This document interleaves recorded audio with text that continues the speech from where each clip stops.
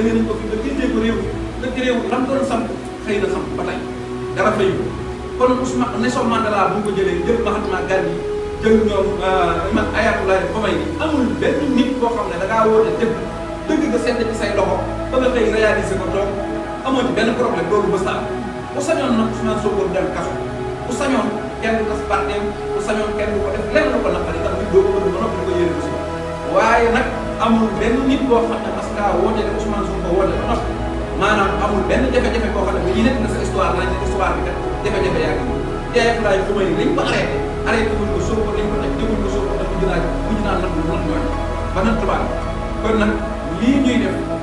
tey yi lañ ci gën a am yaakaar tey lañ ci gën a am fulla tey lañ ci gën a am fit tey lañ ci gën a dox te wallaahi yàlla ñu la àndal te liñ bëgg danañ ko am wasalaamaaleykum